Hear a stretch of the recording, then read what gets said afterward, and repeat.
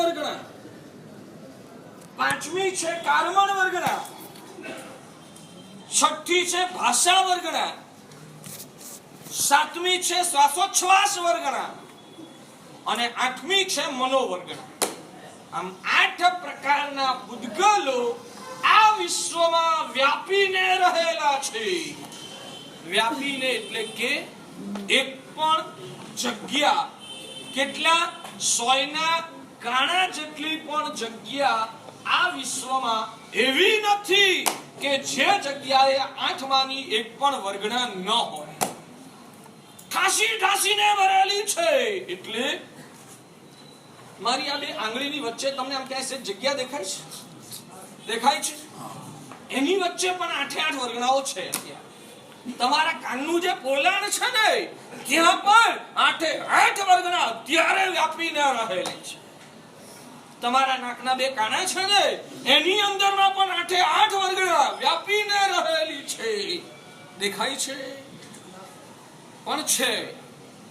માનસો કે તર્કની જરૂર? માનસો કે તર્કની જરૂર છે? આપો તો સારું. આપો તો સારું. હવે જરૂર શેના માટે છે વાક્ષાળી? હજુ સુધી આટલું સમજાયું તો મગજમાં ઉતર્યું નથી. હું તમને પૂછું, આ આપણો હોલ છે ને વાક્ષાળી, આ હોલની અંદર પ્રકાશ કઈ જગ્યાએ નથી?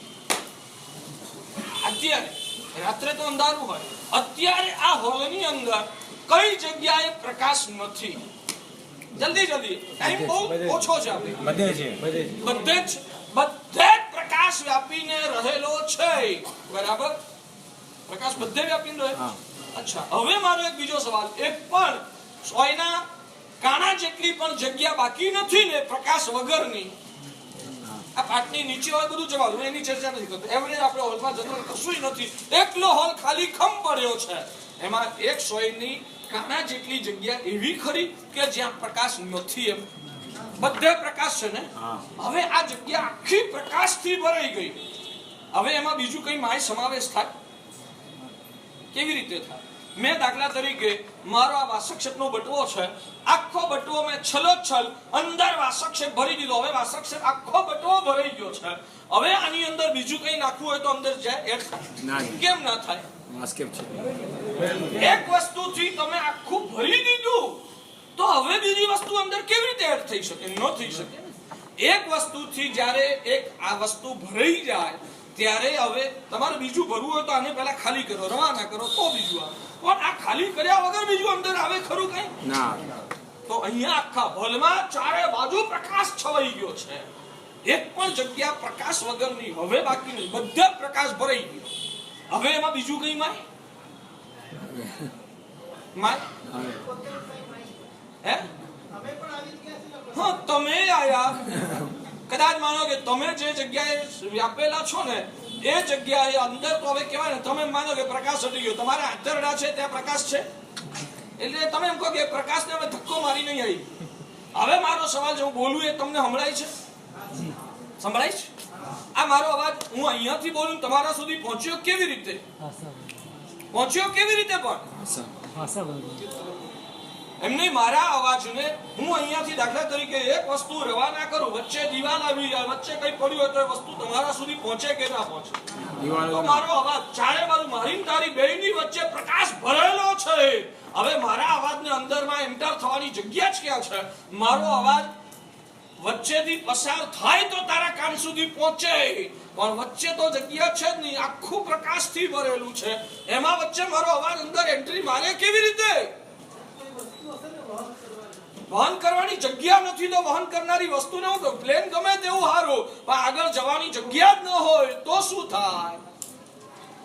ગાડીમાં તમે પસાર થાવ પણ વચ્ચે ટ્રાફિક જામ હોય તો તમારી ગાડી, તમને વહન કરનારી ગાડી એ તમને ઇષ્ટ સ્થાને લઈ કેવી રીતે જઈ શકે?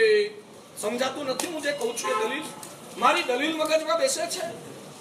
પ્રકાશ ભરાયેલો છે, મારો અવાજ ત્યાં પહોંચ્યો તો અહીંયા વચ્ચે આ ભાઈ છે ત્યાં મારો અવાજ પહોંચ્યો કે નહીં? હવે ત્યાં તો ચારે બાજુ પ્રકાશ ભરેલો, મારો અવાજ એની વચ્ચે અંદર ગયો કેવી રીતે? જગ્યા જ નથી ખાલી, કેવી રીતે અવાજ ગયો? સમજણ નહીં પડી? જવાબ સમજણ પડી કે નહીં, પછી પ્રશ્ન સમજણ પડ્યો કે નહીં? પ્રશ્ન જ નહીં સમજાતો જવાબ હું સમજવાનો? પ્રશ્ન સમજાય છે? આ હોલમાં ક્યાંય પણ હવે વધારે જગ્યા છે? પ્રકાશ બધે ભરાઈ ગયો, હવે કોઈ જગ્યા ખાલી? તો હવે મારો અવાજ આવશે તો એ રહેશે ક્યાં? હા, મારા અવાજને રહેવાની જગ્યા મળી રહે?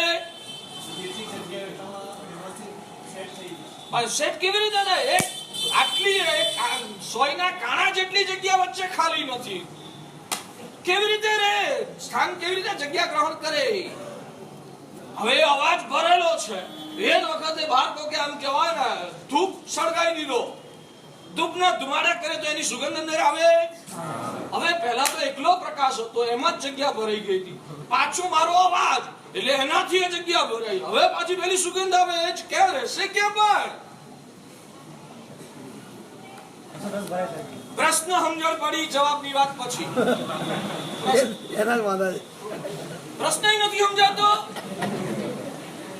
તો ભાઈ 2-5 વર્ષ પછી મને ફરી ચોમાસું કરાવજો, એ વખત અત્યારે વાત છે. હવે હે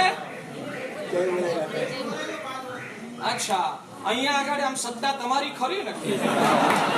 તમે મને વિનંતી કરો, હું હા પાડી દઉં, આ ટ્રસ્ટીઓ લટકતા. મજાકની વાત છે, પણ ભાગશાળી જગતમાં એવા કેટલાય તત્વો છે, એકમાં બીજું ભળી જાય, બીજામાં ત્રીજું ભળી જાય, ત્રીજામાં ચોથું ભળી જાય. એના માટે અલગ જગ્યાની જરૂર જ પડતી. આ બધું જે કહેવાય ને જૈન દર્શનમાં ભગવાને બતાવ્યું ને, એટલું બધું અદ્ભુત બતાવ્યું છે, દુનિયાના લોકોની કોઈ પહોંચ જ નથી કે આ તત્વો વિચારી પણ શકે. એટલે આપણી વાત એ છે કે આ જગતમાં પેલી 8 વર્ગણા છે: ઔદારિક વર્ગના, વૈક્રિય વર્ગના, કર્મણ આહારક વર્ગના, તેજસ વર્ગના, કર્મણ વર્ગના, ભાષા વર્ગના, શ્વાસોચ્છ્વાસ વર્ગના અને મનો વર્ગના. 8 પ્રકારના પૂદગલ પરમાણુ અહીંયા સર્વત્ર વ્યાપીને રહેલા છે, જે આપણી ઇન્દ્રિયો દ્વારા આપણે જોઈ શકતા નથી, પણ સર્વજ્ઞ ભગવાન પોતાના જ્ઞાનથી પ્રત્યક્ષ જુએ છે. એમાં જે પેલા કર્મણ વર્ગના પૂદગલો, આપણે એની ચર્ચા કરવી છે. કર્મ કેવી રીતે ચોંટે અને એ કર્મોની નોંધ કોણ રાખે, એ આપણો પ્રશ્ન છે.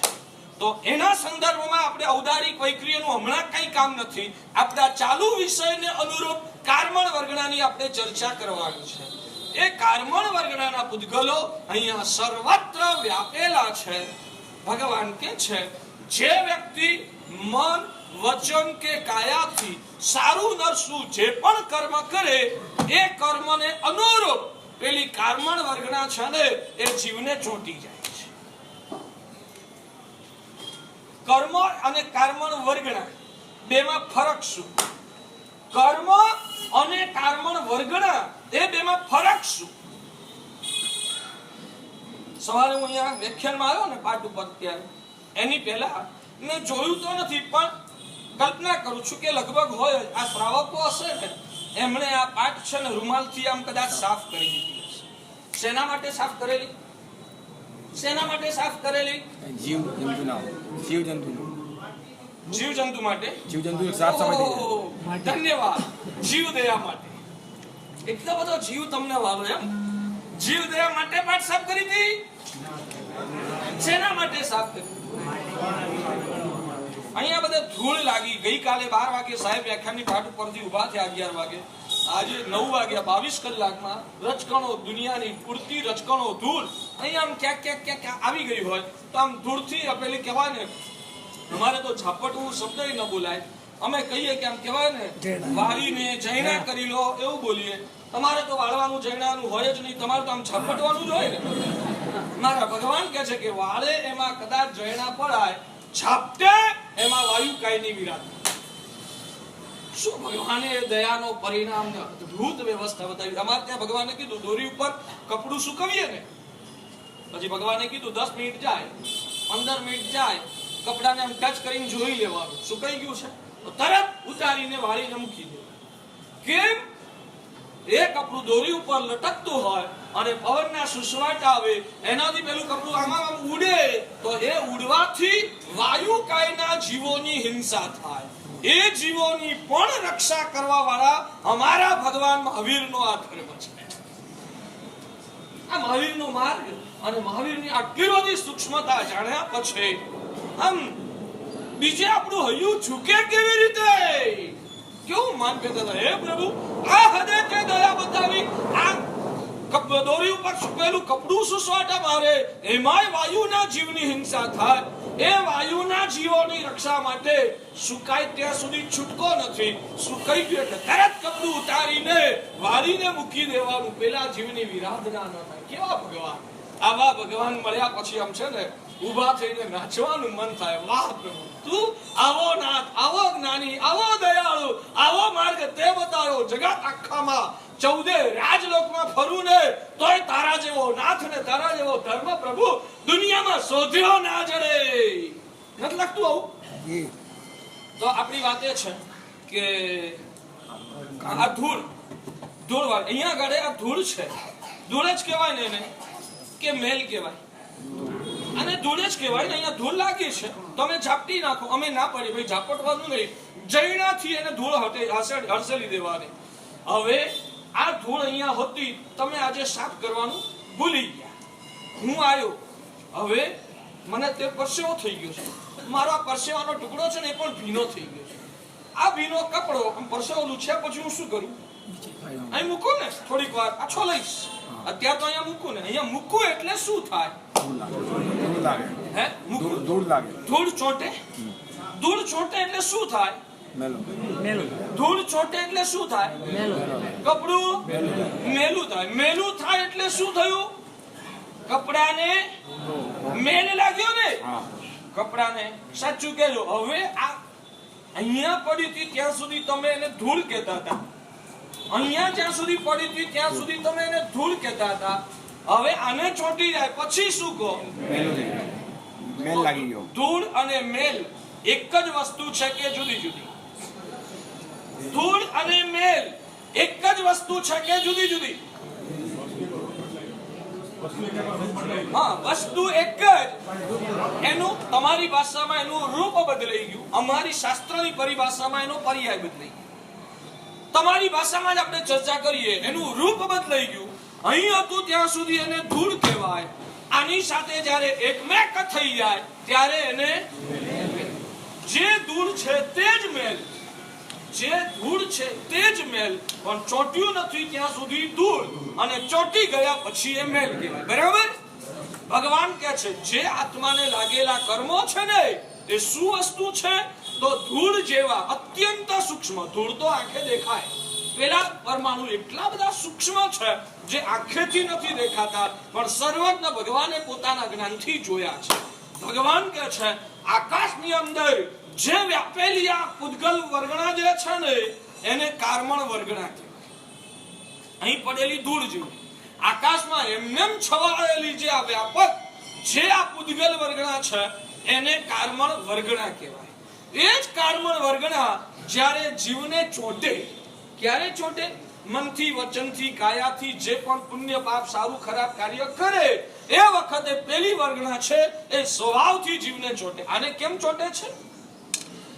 હું અહીં આવીને જયારે એમ કહેવાય ને મેં પહેલો જ આ પરસેવાનો ટુકડો અહીં મૂક્યો ને ત્યારે મેલું નતું થયું, પણ હવે મૂકું તો મેલું થઈ ગયું. કારણ કે હવે આ પરસેવા વાળું, એટલે જેમાં પરસેવો લાગેલો હોય એટલે કે જેનામાં ભીનાશ હોય એને ધૂળ ચોંટે, જેનામાં ભીનાશ ના હોય એને ધૂળ લાગે ખરી પણ ચોંટે નહીં. બરાબર છે? એટલે આમ ઉપાડ્યું ને એટલે પેલા ધૂળના પરમાણુ એની મેળે આમ કહેવાય ને ખંખેરું ને ઊંચું કરું તોય કહેવાય ને ખરી નીચે પડી ગયા. બરાબર? ભગવાન કહે છે જે આત્માની અંદર રાગ અને દ્વેષના પરિણામો, રાગ અને દ્વેષના, હજુ એથી આગળ વધીને એક બીજો દાખલો ભેગો પૂરો કરી દઈએ. આ તો પરસેવાથી ચોંટેલું છે અહીંયા, એટલે એને હવે ઉજળું કરવું હોય તો શું કરવું પડે? ધોવું પડે. શેનાથી ધોવું પડે? પાણીથી ધોઈ નાખો તો મેલ નીકળી જાય. વધીને કદાચ એક સાબુ દેવો તોય મેલ નીકળી જાય. પણ હવે કહું કે અહીંયા આગળ આમ કહેવાય ને આ ઘી ઢળી ગયું, અહીંયા ઘી ઢળી ગયું અને એની ઉપર મારો ટુકડો પડી ગયો. હવે અહીંયા આગળ કહેવાય ને એને ધૂળ ચોંટી, તો હવે એને ધોવું હોય તો શું કરવું પડે? વધારે મહેનત માટે લાગ આવે તો વધારે ઘસવું પડે, એથી વધારે આગળ વધીને પેલું ઘાસલેટ હોય અથવા તો શું આવે એવું બધું, હા, પેલું બ્લીચ આવે તો એનાથી આમ કહેવાય ને વધારે ચીકાશ વાળું થયું હોય તો વધારે ગાઢ મેલું થાય તો એને સાફ કરવા માટે વધારે પ્રયોગો કરવા પડે. સમજાય છે? ભગવાન કહે છે કે ભગવાનનો આત્મા શુદ્ધ એટલે કે કોરો થઈ ગયેલો. આપણી આની ભાષામાં કહીએ કોરો થયો એટલે શું? રાગ, દ્વેષ, અંદરના વિકૃત બધું ખતમ થઈ ગયું છે. એટલે ભગવાન પણ આની વચ્ચે રહે ને તો એક પણ કર્મણ વર્ગના ભગવાનના આત્માને ચોંટતી નથી. એટલે ભગવાનને કર્મ ક્યારેય ના આપણને અમને કર્મ લાગે કારણ કે અમારામાં હજુ મંદ કક્ષાના રાગદ્વેષ પડેલા છે, અથવા તો અમે ભલે ધર્મની ક્રિયાઓ કરતા હોઈએ પણ અમે વિતરાગ એટલે પૂર્ણ શુદ્ધ નથી થયા. અમારામાં કંઈક અંદરમાં કચાશ છે. અમને કર્મણ વર્ગના લાગે તો એ અમારું કર્મ બને. તમને પણ એ કર્મણ વર્ગના ચોટે, તમને ચોટે કર્મણ કેવું કર્મ બને? ચીકણું. ખ્યાલ આવે? હવે જે જેટલું વધારે ચીકણું અને વધારે મેલું એને વધારે ધોકા ખાવા પડે. જે ઓછું મેલું એને ઓછા ધોકા. સારું, રાખીએ 2 મિનિટ 5-10 મિનિટ વિરામ લઈને આપણે આગળ ચલીએ. પુરુષ સ્વામી ભગવાન કી